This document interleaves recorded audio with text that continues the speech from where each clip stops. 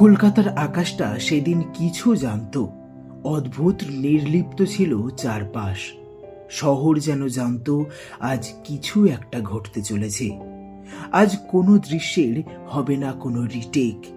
আজ থেমে যাবে ক্যামেরারা। লাইট, সাউন্ড, অ্যাকশন, এই ধরনের শব্দরা আজ স্টুডিওতে স্তব্ধ হয়ে পড়বে। 23শে জুলাই 1980 সকাল সকাল স্নান পুজো করে শুটিংয়ের উদ্দেশ্যে বেরিয়ে পড়েছিলেন তিনি বাড়ি থেকে। কিন্তু গাড়িতে উঠতে গিয়েই হতবাক হলেন মহানায়ক। শুটিংয়ে যাওয়ার সময় দীর্ঘ 17 বছর যে জিনিসটা তাকে সঙ্গ দিয়ে এসেছে আজ তার সাথে নেই। তিনি বুঝতে পারলেন তার প্রিয় টেপ রেকর্ডারটি চুরি গিয়েছে। এই রেকর্ডারটি এতটাই প্রিয় ছিল যে খুব কষ্ট পেয়েছিলেন তিনি।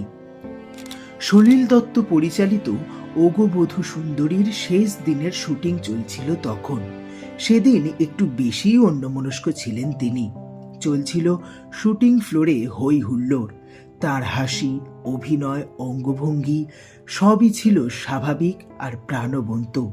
শেষ দৃশ্যের সুমিত্রা মুখোপাধ্যায়ের সাথে সংলাপ চলাকালীন শুটিংয়ের সময় হাতটা বুকে চলে যায় তার। তখনই হয় হার্ট অ্যাটাক। কিন্তু তিনি বুঝতে দেননি কাউকে। ঠিক ওভাবেই বুকে হাত রেখে এমনভাবে অভিনয় করলেন যে কেউ ধরতেই পারবেন না যে তার হৃদয় জুড়ে হয়ে যাচ্ছে এক বিশৃঙ্খল তোলপাড়। শুটিং সেট থেকেই ওনাকে নিয়ে যাওয়া হলো বেলভিউ নার্সিং হোমে। মৃত্যুর আগে পর্যন্ত 3টে হার্ট অ্যাটাক হয়ে যায় তার। মহানায়ককে বাঁচাতে তখন একটা মাত্র ইঞ্জেকশনের প্রয়োজন ছিল। কিন্তু সারা কলকাতা শহর তন্ন তন্ন করে ঘুরেও সেই ইঞ্জেকশন পাওয়া যায় না। মৃত্যুশয্যায় শুয়ে ডাক্তার সুনীল সেনের হাত ধরে কাতর স্বরে বারবার অনুরোধ করেছিলেন, আমাকে বাঁচান।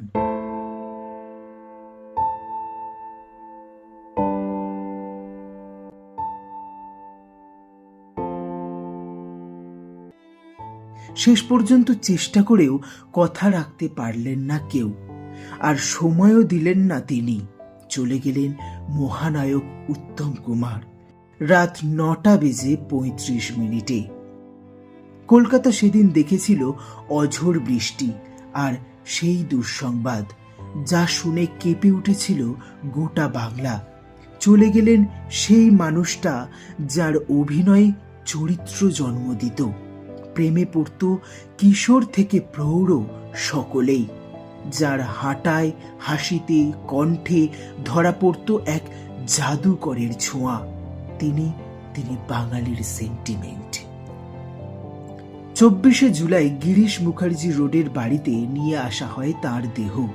মৃত্যুর খবর শুনেই বাড়িতে ছুটে গিয়েছিলেন তার সতীর্থরা, আর মহানায়ককে চোখের জলে শেষ শ্রদ্ধা জানাতে বাংলার বিভিন্ন প্রান্তের মানুষ ছুটে এসেছিলেন। মহানায়কের প্রতি আবেগ আর ভালোবাসা কি পরিমাণ সেদিন তা দেখেছিল সমগ্র বাংলা। জনতার স্রোত আটকাতে গিয়ে পুলিশ আক্রান্ত। সমুদ্রকে কি আটকানো যায়? জীবনের শেষ কয়েকটি বছর উত্তম কুমার খুব বেশি চুপচাপ হয়ে পড়েছিলেন। অনেক রাত পর্যন্ত নিঃশব্দে জানলার পাশে বসে থাকতেন, এক কাপ চা, টেপ রেকর্ডার আর অজস্র না বলা কথা নিয়ে।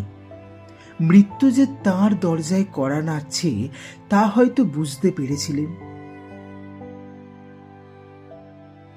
মেকআপম্যান বশির আহমেদের কাঁধে মাথা রেখে একবার তিনি বলেছিলেন, মানুষ আমাকে ভুলে যাবে বশির। এই একটা কথায় যেন বাংলা চলচ্চিত্রের সবচেয়ে মর্মান্তিক সংলাপ হয়ে রয়ে গেল। কিন্তু কে বলবে উত্তম কুমারকে মানুষ ভুলে গেছে? প্রতিটি রেডিওর পুরনো গানে, প্রতিটি সাদা কালো ফ্রেমে, প্রতিটি দর্শকের বুকের গভীরে তিনি আজও আছেন, আর ভবিষ্যতেও থাকবেন হৃদয় জুড়ে। হাসপাতালের বিছানায় শুয়ে শেষ রাত্রে তিনি পড়েছিলেন রবীন্দ্রনাথের লেখা শেষের কবিতা। পাশে পড়ে থাকা খোলা বইটা যেন বলে যাচ্ছিল, এই জীবনেরও কোনো শেষ নেই, যতদিন প্রেম আছে, স্মৃতি আছে, বাংলা সিনেমা আছে, ততদিন তার সাথে আষ্টে পৃষ্ঠে জড়িয়ে আছে তিনি, মহানায়ক উত্তম কুমার। শোনা যায় সবসময় একটি ডায়েরি সঙ্গে রাখতেন তিনি। নিজের ছবির শুটিংয়ের তারিখ থেকে আসন্ন ছবির নাম, মুক্তির তারিখ, যাবতীয় সবকিছুই সেখানে লিখে রাখতেন নিজেই। দেখা যায় 1980 সালে 23শে জুলাই পর্যন্ত ডায়েরিতে সবকিছুই লিখে রেখেছিলেন তিনি, বাদ দিয়েছিলেন শুধু 24শে জুলাইয়ের পৃষ্ঠাটি। আবার 25শে জুলাইয়ের পাতায় ডায়েরিতে লিখেছিলেন বাঞ্ছারামের বাগান, কিন্তু পরে পেনের এক আঁচড়ে তা কেটে দিয়েছিলেন। 26শে জুলাইয়ের পর থেকে ডায়েরির বেশ কয়েকটি পাতায় নাকি আগে থেকেই লিখে রেখেছিলেন বিশ্রাম এবং চিরবিশ্রাম, এই দুই শব্দ।